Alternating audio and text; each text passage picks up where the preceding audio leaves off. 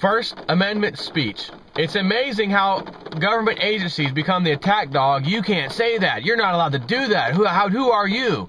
Freedom of speech. That doesn't apply here until the spotlight, social media, Twitter, Facebook, send the dogs out, so to speak, of us citizens to expose the government. Hey, why did you say that to this person? Why did you try to do that to them? That's First Amendment. Oh, we're sorry. We made a mistake. We, quote, misspoke. Love that word. We misspoke. That's one of General Salente's favorite words, too. But only when the spotlight's put on them with massive amounts of people inquiring. Up until that time, oh no, your First Amendment doesn't count. Oh, what's that? Thousands of people emailing, faxing, calling. Sorry. It reminds me of one of my daughters.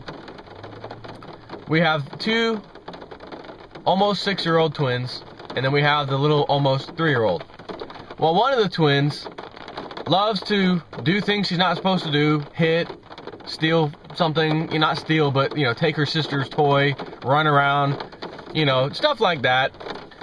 And then when the sister, her sister comes and tells on her, she took my toy, or she hit me, or she hit, whatever. I can hear them running in to tell us, and I hear the one that is always the problem. I said sorry. Because she knows she's coming to tell mommy and daddy, and she's going to get in trouble. I said sorry. So all you have to, in other words, in her little mind, I can hit my sister, I can steal her little toy and run around the house, and as long as I say sorry, once I have to say sorry, because as long as she doesn't run to tell mommy and daddy, I'm not going to say sorry. I'm going to keep hitting and doing stuff. And then when she runs off to go tell mom and daddy, I'm sorry, I said sorry. And then as she gets closer to us to tell mommy and daddy what just happened, I can hear the other one yelling louder and louder, more desperate and more desperate. It's actually funny. I said sorry. She's yelling and yelling louder and louder, as if, please, don't tell mommy and daddy. I understand now. Oh, you do? Okay. And then 5 minutes later, the same thing happens, unless mommy and daddy step in and put her in timeout or spank her or whatever we have to do. The government was my daughter that's causing the little problem, right? My daughter was the person with the other daughter was the First Amendment speech person. And you don't have a First Amendment speech. What are you talking about? Oh yeah, I'm going to go tell mommy and daddy. In other words, I'm going to go on Facebook and Twitter and tell everybody what just happened to me. I said sorry. Right? So keep that little analogy, that little story of mine with the one I'm going to read you. Topeka, Kansas Governor Sam Brownback apologized Monday for his office's response to a disparaging Twitter post by a high school senior who was attending a school function at the state capitol. Quote, my staff overreacted to this tweet, and for that I apologize, Brownback said in a Monday statement emailed to the Associated Press. Quote, freedom of speech is among our most treasured freedoms, he says. Really? It's funny it wasn't treasured when it was happening, and only until the damn spotlight was put on you and thousands of people called, emailed, faxed letters of disappointment. It got to the news. Time up, roll the PR campaign, hurry up. Freedom of speech is among our most treasured freedoms. We sincerely apologize for that. You know what, Pakistan? We just killed 25 or 28 now of our allies, your troops.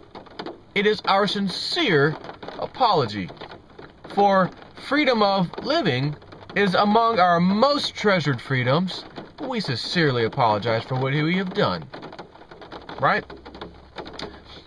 Emma Sullivan, 18, of Kansas City suburb of Fairway, was taking part in a youth in government program last week in Topeka, Kansas, when she sent out a tweet from the back of a crowd of students listening to Governor Brownback's greeting.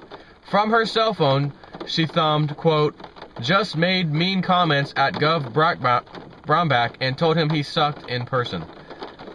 She said she was just joking with friends, but Brownback's office, the Gestapo, which monitors social media for postings containing the governor's name, contacted the youth program. Sullivan said she spent nearly an hour in the principal's office and was told by the principal's office, whoever that may have been, to apologize in writing for the governor. How dare you use your freedom of speech, young lady? That's bad. You start writing now and send that letter off. How dare you voice your opinion, which is protected by the First Amendment right, which we should be teaching you in this school, but we don't. As word of the governor's office reaction spread like wildfire thanks to the internet, Sullivan, this 18-year-old, went from 61 Twitter followers before the incident to more than 9,000 when last checked Monday morning. More than 3 times the number that follow Governor Brownback's official Twitter account. The Shawnee Mission East senior decided to not write the apology letter. I appreciate that, young miss. And the school district, the same one that told her, you write that letter and apologize to that governor in writing, the district issued a statement also Monday morning after the Twitter and wildfire spread, saying there would be no repercussions, all is fine. Quote, whether and to whom any apologies are issued will be left with the individuals involved. The statement said, quote, the issue has resulted in many teachable moments concerning the use of social media. The district does not intend to take any further action on this matter. But you thought it was very appropriate to take her out of school education, right? And into your principal's office for nearly an hour to tell her she should be writing a letter right now to apologize to the governor. How dare you use your First Amendment right? What? Everyone's looking at us? The spotlight's on us? The public sees us? Oh, no. There are no further actions due, young lady. You may go back to your class. Have a nice day. We'll make sure you get an A in that class. And all is fine. The 2 parties in which this incident occurred, they'll handle it themselves. Then why the hell and who the hell do you think you are for calling her down to the principal's office and demanding she write a letter, you piece of crap? And now that the cameras are on, the social media fire is out there spreading out of control. And, isn't it interesting, the governor's office is constantly sending its own spiders, so to speak, out on the internet. Any social media that's got the governor's name. No, there's one. Read it. What does it say? What does it say? Oh, that one's okay. Let's look. Oh, there's another one. Read it. What does it say? Oh, that's okay. Oh, red alert. 18-year-old. She badmouthed the governor. Red alert. Call Homeland Security. Call the FBI. She's going down. What? Who heard that? The media heard us? 3,000 people just emailed us? Oh, crap. Spin campaign. Turn it on. Where was that? Give me my pocket constitution. Hurry. The cameras are on. Here we are.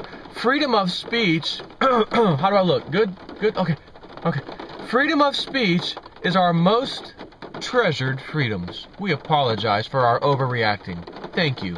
And I'm not going to say that on camera. I'm going to just write a little written statement and email it off to the Associated Press. Instead of calling the young lady, ma'am, this is your governor. I appreciate you using your First Amendment. We will not be doing anything about it because we can't. It's your First Amendment right. And I apologize sincerely for my office's reaction initially. And I just wanted to personally call you to let you know your First Amendment rights are intact, and I'm going to see to it that we don't do this again to somebody else. Thank you. Oh, no, you freaking coward. Get the secretary. Write a letter, send it to the Associated Press.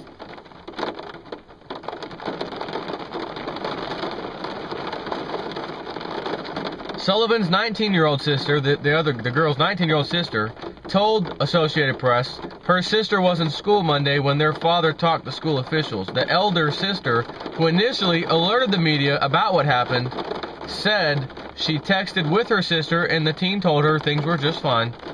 Emma Sullivan said Sunday that she thought the tweet, quote, has turned into a good starting point to open up dialogue about this free speech and the power of social media and the power that people my age could potentially have, that people will listen to us, end quotes. Hey, we don't have to be big shots on the news and media. We don't have to be these big, prestigious politicians. We don't have to be high-level people within society. I could be an 18 or 19-year-old young lady on Twitter, on Facebook, on MySpace, on whatever I want to be on, voice my opinion, and something like this takes place and thousands of people join overnight. Hey, I could do something with this. I can be heard. I have a voice. Let me tell you something. That last statement, coming from an 18-year-old girl who's still in high school, senior, of course, lets me know that all the stuff myself, Pastor Dowles, everybody else on YouTube does, like us, that do these kind of things, wake people up, is actually working. It reassures us that, makes us feel good, that an 18-year-old girl, boy or girl doesn't matter, but she was a girl, made a statement like that. The last part of that was her statement. Things are moving in our favor. Yes, the powers that be are losing their power, but like anyone that loses their power, they will go out with a bang. They're not going to be happy. So, of course, we can expect World War III, the attack on Iran, something of that nature. Another 9/11 event. Blame it on some pick-your-terrorist organization. They'll blame it on them. The average person will buy it hook, line, and sinker. All that's going to happen. The big collapse is going to take place. The Roman Empire, America, will fall down, just like history says. And then a new thing will start. And it's that new thing in which what she said will be at the forefront, at the top. Freedom of speech, everybody going to the internet and listening to what other peasants like ourselves have to say about matters. We don't care what Fox News says. We won't care what CNN says. We don't care about the Associated Press or anybody else. Any politician sitting in front of a camera won't matter to us. That's garbage. We're all discussing what we're going to do online, who we're going to vote for, and how we're going to make the country even better. Of course, this is after the big collapse. But this sign is very reassuring to me. How many 18-year-old kids right now do you think I have as a subscriber, or Pastor Dowell even? Not very many. So the fact that she's in school still and is already figuring out the internet is the best tool available for freedom of speech, which of course leads to other freedoms, other political issues, and we don't have to really pay thousands and millions of dollars to get airtime, so to speak, just to say what we have to say, like you do on the news and on TV. I can say this, and a little incident like this just brought me 9,000 subscribers on Twitter from a mere 61 this whole time. Wow. That is another set of good news, my friends. Good news for the future after the big collapse, but nonetheless, it's good news, and I just had to share that with you. Is there anything else I want to talk about? Silver, I'm still on the sidelines. I know we had some European officials, unelected, of course, officials, visiting old Obama in the White House here recently, very recently. No one knows what they discussed. Is there going to be another bailout 2.0 coming? Man, I'll tell you what, there could be. So, is right now, right this second, a good time to buy silver? Well, it always is a good time to buy silver, as a matter of fact. I don't care what the price is, especially sub $50, for God's sakes. It's a freaking fire sale. So, when we, of course, get to $100, $200, $300 later on down the line here, we'll look back and realize even $50, $60, $70, $80 silver was a fire sale at that point. But I'm taking a little chance, and I'm still going to wait to see what the news has in store for us in regards to the economy, especially in the Eurozone. I know we have markets up, fantastic. Citigroup's up 6%. Goldman Sachs, Bank of America, everybody's doing just great right now, based off of rumors out of the EU. And we had a fantastic Black Friday. Record-breaking, as a matter of fact. Have you ever in your life seen the electronics, TVs, laptops, all of that stuff as cheap as they are right now, or Black Friday? Never. I saw a 72-inch, it may have even been an LED screen, not an LCD, but an LED, which is the next technology, or newer technology, for $999. 72-inch. Man, if I was a sheep, I would have been all over that. But if you notice, this year, we had Black Friday starting early, even days early in some places, as well as during Black Friday that night, midnight and 10 o'clock, we're opening the doors in some places. We're extending them the whole next day. And then I've gotten emails out of control. Crap. Black Friday extended, Monday and Tuesday included. So we have an interesting thing. Black Friday isn't a day anymore. It's like a week long. And they lowered their prices lower than ever before to lure in the sheeple, of course, to go out and spend and buy things. I did not get involved in Black Friday whatsoever. I don't have time for nonsense. But if you needed something and you were just waiting to get that new video card for your computer, or you needed a new monitor, man, more power to you. Go out and get it. So I think that's all I want to share with you right now. Is there anything else? Well, regarding the silver, I'm gonna still wait a little bit. I'm still waiting to get back in. I don't think they're done yet. I don't think they're done pushing down on silver. This is again a market rally from no reason. Great numbers out of Black Friday. Hey, fantastic, markets rally. And then we face the music here again. What about the bond issues in Europe? What about MF Global? Which MF Global, 600 million taken from clients. No, now it's 1.2 million. As of this weekend, no, it appears to be 1.7 billion. Wonder where that's gonna stop. Kind of like the BP oil spill. No, it's just 5,000 gallons a day. No, it might be 8. No, we think it's 10. Actually, it's appearing to be at least 30,000. And much greater than that. Oh. See how that works? Fukushima. No, we're just having a little bit of radiation. It's still dangerous, but it's not nearly as bad as everyone's saying. Only to find out months and months and months later they lied. It was far worse than even the conspiracy theorists said it was. And now that comes out. You see how that always works? Isn't that just interesting? So, anyways, I gotta go. Take care.